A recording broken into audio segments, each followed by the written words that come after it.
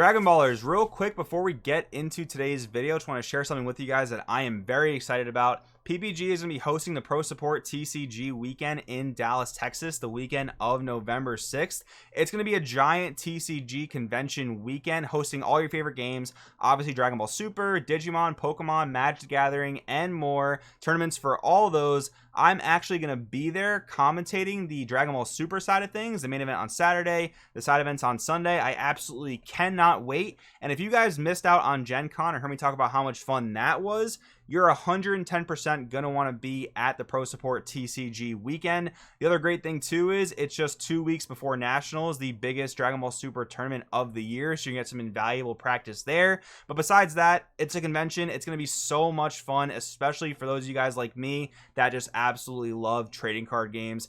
Definitely check it out. The link to sign up will be in the description. I really hope to see you guys there. Now let's get into the video.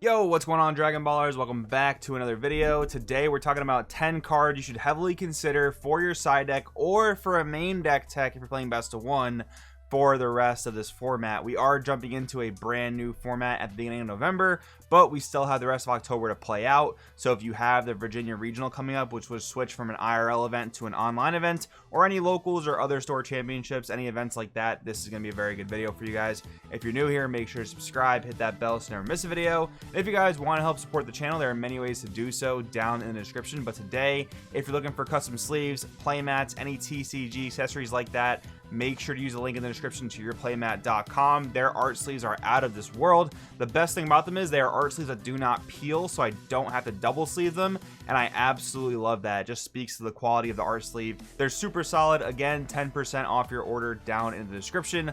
Let's get into the video. So firstly, we have Jiren, Survival of the Fittest. Now, who knows if Android 17 Turning the Tide is going to survive the Set 15 ban list or not, but you are going to want to be equipped for it in the current format. So here's the thing, if you're playing best of 3, you're probably good siding 2 copies of this card because it's a turn 7 play, so it's 2 copies, and considering the amount of cards we draw in Dragon Ball Super, you should have a fairly good chance of seeing at least 1 copy by your opponent's turn 7. But if you are playing in a best of 1 online or IRL event, you're going to want to heavily consider maining 1 to 2 copies of Jiren if you're playing a long game style deck. Like, let's say you're playing Hatchiyak, for example.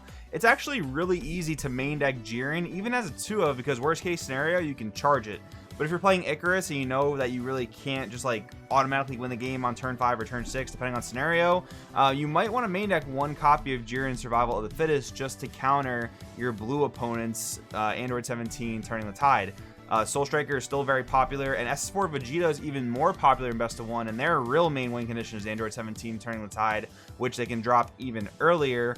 But in a deck like Icarus, or even a lot of other mid-range decks of the current format, you should draw quite a few cards to see your 1 copy of Jiren by like the turn 5-ish turn marker. But besides that, 2 copies in the sideboard, can't really go wrong. But if you're an aggro deck, probably don't need the card because you're aiming to win the game much earlier than turn 7. But if you are mid-range control, Jiren's obviously very good.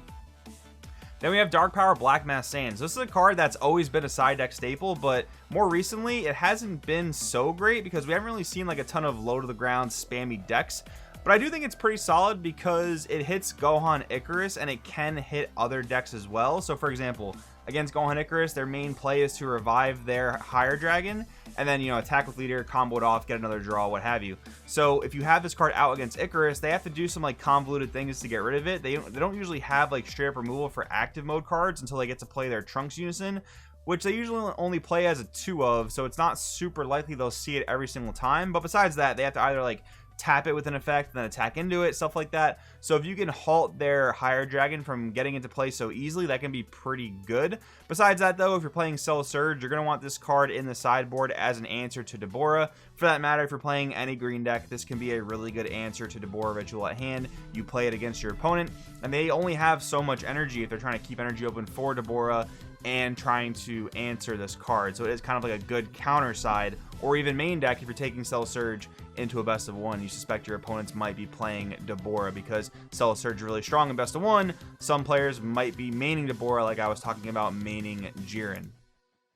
Moving along though, Secret Identity Masked Sand. One of the main overwhelms of the last several formats has been SS4 Bardock fighting against Fate, but more and more players have been switching over to Secret Identity Masked Sand, whether it's at least 2 of in the sideboard or maybe a 1-1 split with SS4 Bardock in the main, or just 2 Secret ID all together in the main board. I'm personally a fan of 2 Secret ID in the main board in my Icarus builds. I'd probably do the same in Soul Striker, or maybe go like 1 Secret ID and 1 Food Shrouded, but regardless, this card has become increasingly important because of the introduction of Goku Rose Black Apocal Schemer. That card, both playing itself and 4 blocker tokens, it's almost like a baby hatch for 4 energy, in the sense that it's just so much defense that you almost guarantee another turn. But if you overwhelm Secret Identity Masked Sand, you're able to just wipe all those tokens and the Goku Black and maybe any other 1 or 2 drop they have on the board. So the card is just super high value because of that card's introduction. And even if, let's just say, I don't know, Bojack Violent Rush gets hit in some way, blue yellow might still be solid. So having an answer to that Goku Black, which is a really good blue yellow card, is going to be something you're going to want to consider for sure. Moving along though, Borah Ritual at hand. Absolutely side 3 copies in pretty much any best of 3 format, and that's probably going to remain the same going into set 15, because Cell Surge hasn't necessarily put up the results to where I expect it to be addressed on the ban list. But even if it does, I mean, I think some other green form of hand control will arise. Like, we have green Raditz coming out in set 15, and I think that can also be a really good hand control deck. But regardless, 3 in the sideboard for most decks, especially if you're extra susceptible to hand control. But this can also be a decent main deck tech in best of 1 as well. Again, Hatchiyak, prime example, you can just easily main deck it. Even like Gogeta Xeno though, any mono black deck can pretty easily main deck this card.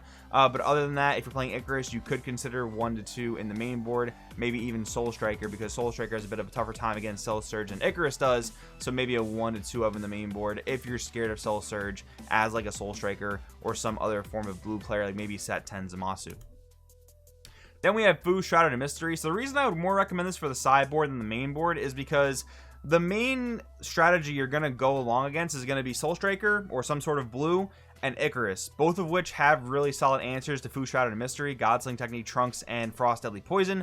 But if you're up against any other long game deck, I bring up again Hatchiyak, or maybe like some sort of red mid-range or control deck, you're going to want to have Food Shrouded in Mystery in the sideboard at least. The thing is though, if you're playing blue like a Soul Striker or something along those lines, you're able to set up the Baby Unison -5 plus Golden Avenger, so you can protect Food Shrouded in Mystery much more easily than any other color can realistically. So it's still a really good card to consider in your main board if you are playing blue. But if you're playing another color, even Icarus, I probably wouldn't main board this right now. I would heavily consider siding it. I think Food Dark Banisher is also a pretty decent consideration, but you know, the fact that it costs less is nice, but this obviously has a much better just game-ending effect. But like in an Icarus, for example, you don't want to quite tap out. You might want to play Dark Banisher so you can swing, Senzu Bean up some energy. And Senzu Bean with Dark Banisher is absolutely insane, but I do think Food Shrouded Mystery is probably your better option across the board as opposed to Dark Banisher. Then we have Makikabor, the Broken Seals. This is another card, kind of like Dark Power Black Masked Sand, that's making a bit of a comeback, although I don't think it's as powerful as it's been in previous formats. Also in the same vein as Dark Power Black Masked Sand, I guess, but there are so many scenarios where you can do a lot of things with this card. Like against these Arrival decks, playing against like I don't know, Red Blue Launch, playing against Blue Yellow Arrival, playing against any of these decks that want to play battle cards during your turn, Makikabor can be a really impactful card. Like if you have an established board ready and you stop your opponent from playing one of those Arrival that's going to heavily interrupt you, that can be really, really good. Likewise though, we are seeing the return of decks like Go Tanks that are a bit more linear, where you can just play Makikabor, call Go Tank 6, and their turn is probably just going to end up being passed right back to you because they're just not going to be able to do much realistically. So it can be really good against those types of decks. Probably a 2 of in the sideboard. I don't really think you need this in a best of 1, although it could be a pretty solid coverall as like a 1 of main deck tech in a best of 1. But 2 of in the sideboard for a best of 3 I think is pretty good. Then we have Supreme Kai of Time Disruptor. Gogeta Xeno is still a really popular aggro deck, and if we're being honest, it's probably the only good aggro deck of this format. So Supreme Kai of Time Disruptor can be really good at stopping their 1-drop spam. Yeah, they still have other really big battle cards like Thwarting the Dark Empire and Miraculous Fighter, but you have other ways to deal with that if your deck is like a more mid-rangey control deck. But this is a really good option for dealing with their 1-drop spam. Good sideboard card if your deck is a bit susceptible to Gogeta Xeno. Like I'd consider this in Cell Surge, because Cell Surge can struggle a bit against Gogeta Xeno. But if you are playing in a best of one where Gogeta Xeno can give you some trouble, maybe main decking 1 to 2 of these can be a pretty decent option if you're struggling with Gogeta Xeno. Then we have your classic 1 energy counterplays. I always recommend these, even for main deck techs especially. Like Super Kamehameha in Gogeta Xeno can be really good. Tyrannical Blow in Icarus can be solid if you're expecting a lot of, like, I don't know, floodgates like Robotic Riposte, Topo Righteous Aid, Boo Unadulterated Malice, stuff like that can be really solid. So yeah, I definitely think you want to consider 2 in the sideboard for your respective color. But in best of 1, I think Super Kamehameha, Tyrannical Blow, cards like this are really good best of 1 techs. Even Absolute Release Ball in like a Soul Striker, for example, stop the play of a Floodgate, and then you get that energy right back, even though you're probably not charging multicolor energy. Although if you're playing Blue Yellow Soul Striker, you can get that free untap and get an additional energy back because you're going to have the multicolor charge to be able to use Absolute Release Ball for free. So that seems pretty good to me, in my opinion. And then guys, we can't forget the barrier removal. Now the reason I talk about this last is because it is pretty likely that Bojack is getting addressed on the ban list in some way, so this will be decreasingly important as time goes on. But still, for the current format, Bojack is a hell of a card. You're going to want to be equipped with a way to deal with it, and most colors, pretty much every color at this point, has a way to do it. Blue, for the most part, you're looking at Golden Avenger, which is in all blue main boards right now. But as far as sideboards for green, red, and black go, these are all really good cards to consider. I've even seen Hachiyak builds maining S3 Vegeta. I've seen different red decks like Starter Vegeta maining Kaioken Concentrated Destruction. I've seen Boo, and I've seen even some Cell Surge lists maining Hidden Might Gohan. So these are all really solid tech considerations as well if you're going into a best of 1 for sure. And then finally, Burnished Bonds Borgos, just because of the popularity of Soul Striker, this can be really annoying for them to have to deal with. Yeah, they can kind of remove it relatively easily with the Galactic Buster Bojack engine, but if they don't see it early enough, this can sit on the board for a while. And besides that, if they have to deal with your little 1-drop that replaces itself, that means they're not removing battle cards that are on your board, so you can continuously apply more pressure to them through those cards, which can be really good. And we did see Golden Frieza get 2nd place at a PPG online event, so this just has a dual purpose now. If Golden Frieza, you know, happens to become popular or you happen to play against it, this can just be a good card to have in the main board that also indirectly hits them while you're trying to tech against Soul Striker. But anyways, guys, I hope you enjoyed the video. Let me know in the comments below if you have other recommendations so the players can see it. Thanks for watching, and I'll see you guys next time.